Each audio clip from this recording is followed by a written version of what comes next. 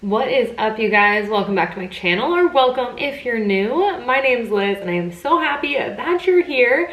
Today's video is going to be a little bit different than the normal reviews that I do, and I got this idea from the YouTuber Smoky Glow. She is a fabulous commentary and makeup channel, and she recapped the year in like makeup launches and the most forgotten makeup launches, and it gave me the idea to do this with activewear because there are just so many launch-based brands.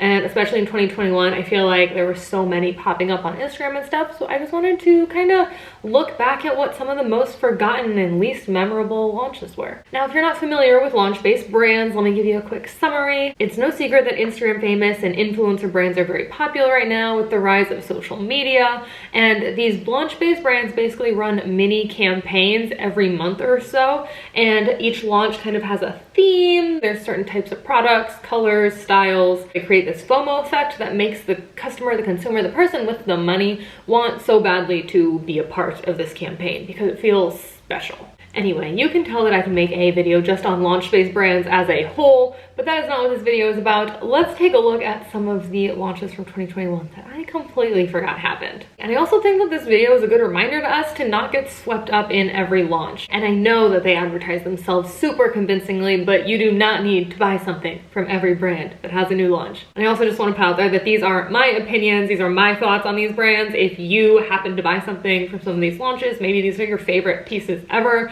I'm sure you look great in them, and yeah, these are just my opinions. So let's talk about some, shall we? I want to start with talking about Buff Bunny. I feel like they grew so much in 2021, and that's because they have launches pretty much every month, sometimes more than one a month with their restock launches.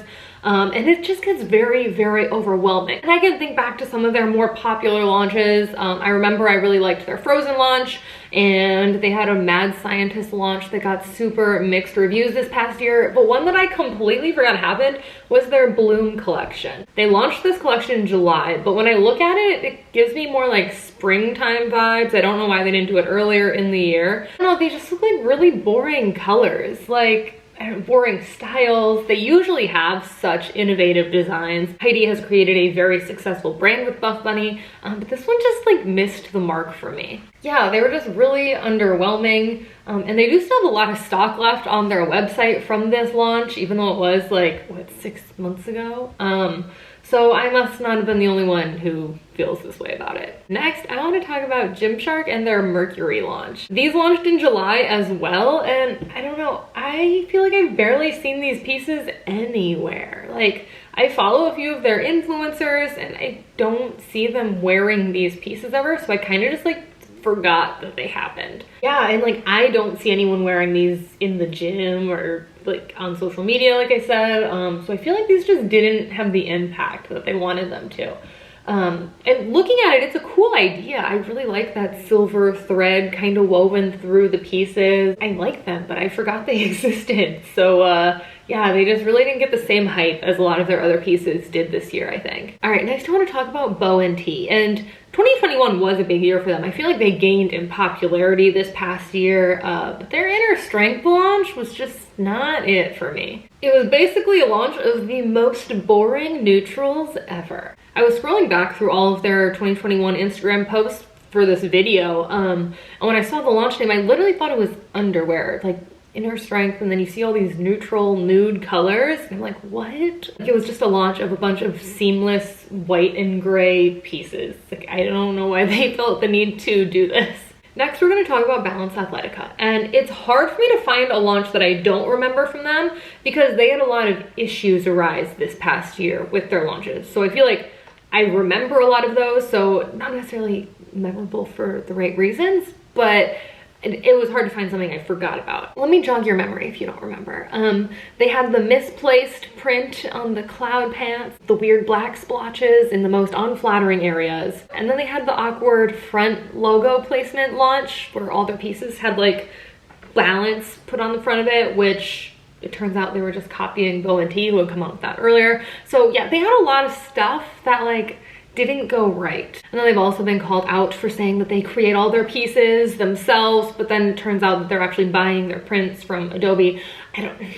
I could make an entire video on balance as well. But as I was scrolling through their Instagram, looking at their 2021 posts, I did realize that one of their launches just flew right under the radar. And that would be their mineral collection. Like, sure, nothing bad was said about this, but also nothing good, you know? I don't remember these being worn by any of their influencer slash affiliate people in June when these launched. Yeah, and I don't blame them. It looks like long underwear, you know? Like, it's a super unathletic looking ribbed fabric, and there's nothing about it that makes it stick out in my brain.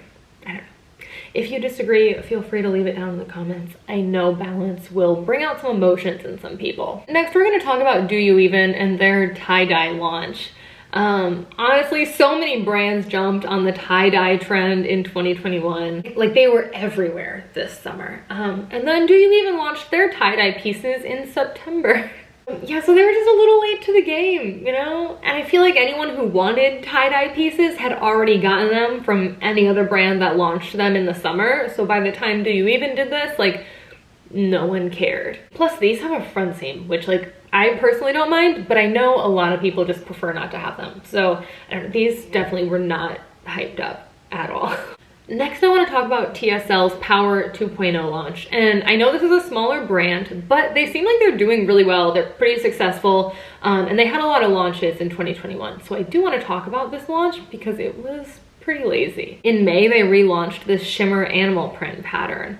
And I like animal print as much, if not more, than the next person. But this is just not what we need right now. They took the same print and just put it over a generic blue, pink, and purple color. I feel like these colors are just so meh, you know? Like, I don't think this is what people were asking for when they wanted you to have more of your shimmer print or launch more of that pattern, which is why I don't remember anyone promoting these pieces at all. Like, I don't remember this launch. All right, and if we're talking about launch-based brands, we cannot end this video without talking about Alphalete and their premium line. Does anyone remember that? It was so boring. Similarly to Balance Athletica, Alphalete has had some memorable launches for the more unfortunate circumstances. Who can forget their Pibbins launch? Like, really, no one on your design team thought that maybe a different font or abbreviation for the random but apparently very important phrase proud but never satisfied? Like, what? Or the launch when Christian was suddenly obsessed with tour t-shirts?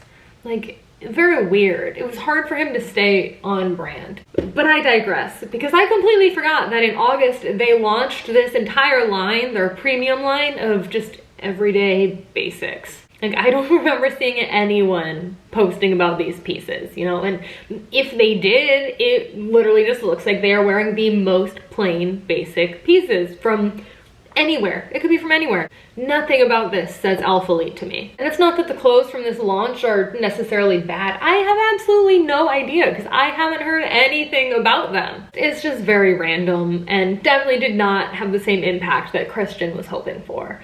Yeah, just very forgettable. All right, now moving into 2022, I know I said this at the beginning of the video, but I really think that this can serve as a reminder not to get swept up in every single launch that is happening. It's just an advertisement built on FOMO to get you to buy something from them every month.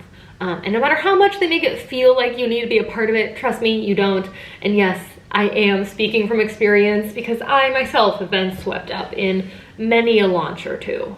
And I also think there are going to be even more activewear brands popping up trying to copy this model next year, even though the market is so saturated and it feels like everyone is just copying everyone at this point. Thanks for sticking around. If you made it this far, let me know what you think about my list down in the comments. If you agree, disagree, you know, we all have our own opinions, it's okay. Before you go, like, subscribe, follow me on Instagram if you'd like, and I'll have some more videos here on the screen for you if you would like to stick around and keep watching. And I'll see you later. Bye.